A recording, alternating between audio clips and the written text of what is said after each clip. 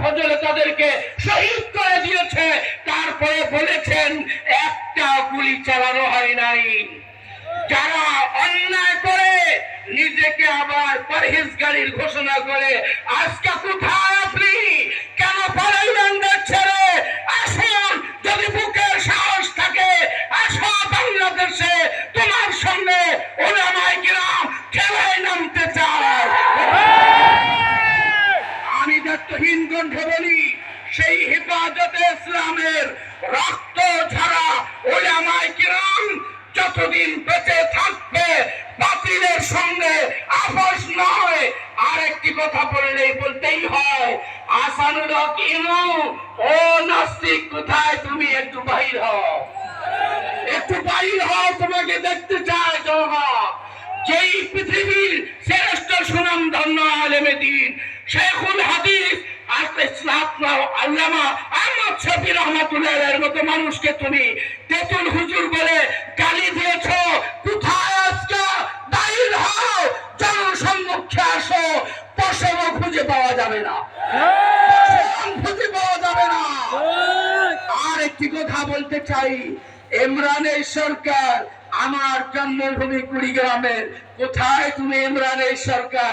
তোমার তো আস্ফলন খুব দেখেছিলাম, একটু বাহির হও না, তোমার সঙ্গে একটু আলিঙ্গন করতে চাই। কথা বলেন ঠিক না ঠিক? একটু আলিঙ্গন করতে চাই, তোমার সাথে একটু খেলতে চাই। খেলা হবে, কথা বলেন ঠিক না ঠিক? খেলতে রাজি কারা কারা? দু হাত জানান। নাস্তিকের সঙ্গে খেলা হবে, নাস্তিকের সঙ্গে খেলা হবে। খেলোয়াড় না হয়ে খেলার ঘোষণা দিলে পালাইতে হয়, খেলোয়াড় হতে হয়, তারপরে খেলার ঘোষণা দিতে হয়। তোমরা তো হলো প্যারালাইজড খেলোয়াড়। প্রশাসন ছাড়া মাঠে তোমাদেরকে পাওয়া যায় না।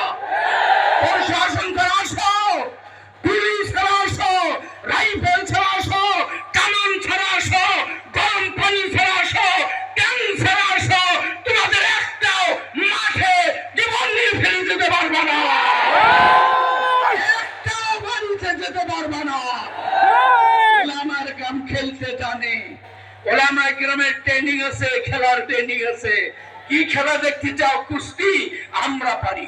কি খেলা দেখতে চাও? হাডুডু আমরা পারি। কি খেলা দেখতে চাও? ফুটবল আমরা পারি। তোমরা তো প্যারালাইজড খেলোয়াড়, তোমরা খেলো পুলিশ দিয়ে, তোমরা খেলো প্রশাসন দিয়ে। অন্যায় ভাবে পুলিশ প্রশাসনের উপর অত্যাচার চালিয়েছেন, অর্ডার করে বাধ্য করেছেন। তারা বাধ্য হয়েছিল, তারা গুলি চালাইতে চাইনি।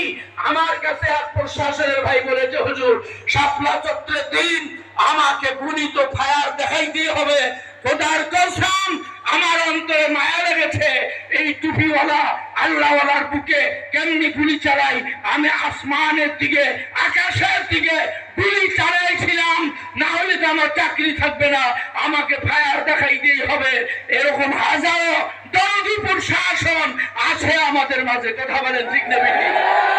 কিন্তু লা তাআতা লিমাখলুকিন ফি মাসিয়াতিল খালিক, যেই প্রশাসন তার সাথে দালাল ছিল সরকারের, তাই নির্বিচারে নিরীহ উলামায়ে কিরামের উপর গুলি চালিয়েছে, স্টিম রুলার চালিয়েছে, দাড়ি ধরে লাঠি মেরেছে, মুখ জুতা দিয়ে বুকের উপর পাড়া দিয়েছে।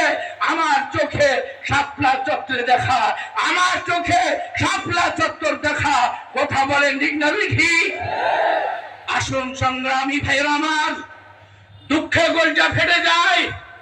দুর্নীতির চরম সীমায় পৌঁছে দেশের টাকা লুটতরাজ করে বিদেশে পাচার করে আর দেশে থাকার সাহস পায় না। কথা বলেন ঠিক না ঠিক? যারা স্বচ্ছ অন্যায় মুক্ত তারাই পরে বুকের বুটাম খুলে দিয়ে ময়দানে ঘুরে বেড়াইতে।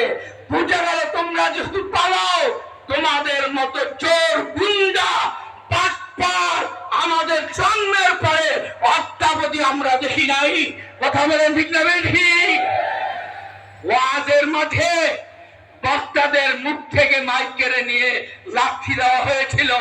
জানাজার ইমামকে তকবীর দিতে দেওয়া হয় নাই, গর্দান ধরে জানাজার মাঠ থেকে অ্যারেস্ট করা হয়েছিল।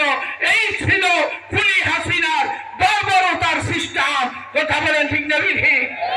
আসুন আমার ভাইরা, উদারত আহ্বান জানাই, আগামী দিনে হেফাজতে ইসলাম বাংলাদেশের ব্যানারে আমরা জীবন দেওয়ার প্রয়োজন হলে জীবন দিতে রাজি। কারা কারা? কারা কারা? আল্লাহ আমাদের কবুল করুক।